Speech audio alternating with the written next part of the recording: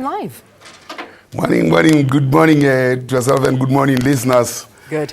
The report is quite detailed. It's extensive. It really focuses on education and health. What other areas does it look at as well? It looks at health, education, employment, and ownership of assets, headship as well, and that's what the report looks at. Now, how was the actual research conducted? Which places did you actually visit? The report consists of several pieces of work that have been done. For instance, we have something called the General Household Survey that is run every year. And then we have the census, and we have from the economic statistics, we have employment figures. So it's a combination of different pieces of research brought together, but largely household-driven. Yeah. All right, let's break it down. Let's look at it in terms of different categories, and gender equality is one of the areas that we have been speaking about. Talk to us about some of the findings there. What is clear, of course, South Africa is said to have a very progressive legislation in terms of addressing gender issues. That is why we are number 4 in the world, and in terms of parliamentary representation in Africa, we are number 2. But there are areas that are still very difficult. For instance, education, there's a parity in education at primary school. But at the workplace, there are glaring differences whereby men are relatively better off. In terms of household headship, you'll find that for men, or rather for households that are headed by men, their incomes are twice that of households headed by women. Sure. Well, I mean, what do we do with findings like this? Because, I mean, to be honest, I don't think there's anything new coming out of these findings. You know, this is something that we've seen. It's been prevalent for quite some time. But what happens to all of these findings? Well, I think what we have seen is progressively we have intensified our production of information, putting it on the lap of policy and discussing the results. In fact, even getting sharper in terms of geographic specificity of the results. And I think that should lead to action. I suppose, I mean, for instance, South Africa's parliament moved from a representation that was almost zero for women pre-94 to about 30% post-94. We have seen women progress.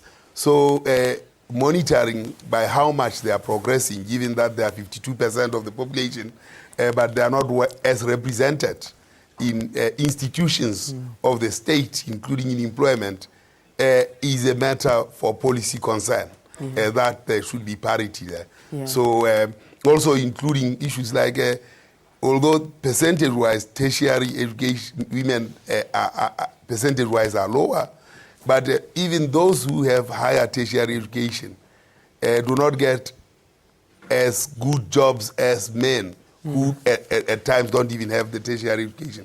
So does education count? It looks like gender differences account for these differences.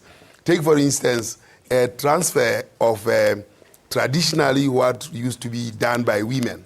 Once these things earn a bit of money, they have a wheel on it, and there's a minimum technology, then that gets transferred to men. So there is an inherent transfer function of resources from women to men. For instance, plastering, women used to plaster houses using mud and cow dung. Once we include cement there, then the men start going in, and there's some commercial value in there. So those subtle transfer functions that occur between sexes or gender are very, very critical to understand. Liquor, alcohol, kompoti is brewed by women.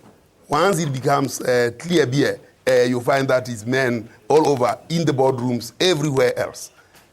In that way, you transfer subtly the income-earning activities of women to men. These things need to be addressed.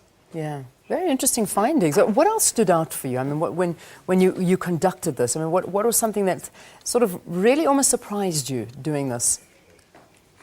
I suppose because we have done this over a long period of time and we have been seeing this data, there isn't a lot that is really surprising. Safe to say that there are conditions under which children are brought up. Yeah. And when you look at the issues of education amongst the black children, you realize the devastating effects of labor migration, where female-headed households are indeed in the majority.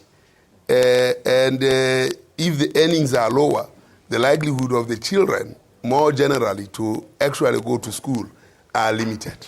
And this is very prevalent amongst the black population. And these are things that are very important, particularly for education of the children. All right, Lehohla, thank you very much for talking to us. If anybody would like to see these results and the findings, where would we be able to find them? Are they on the website? They are on our website, and we also have an app where you can go to Stats app, and then you can download it from the library there. All right, thank you so much for talking our to us. website is www.statssa.gov.za. Okay, excellent. www.statssa.gov.za. Thank you. Lehohla, who is the Statistician General, talking to us about this, the latest survey, the Gender Statistics Survey that's just been released.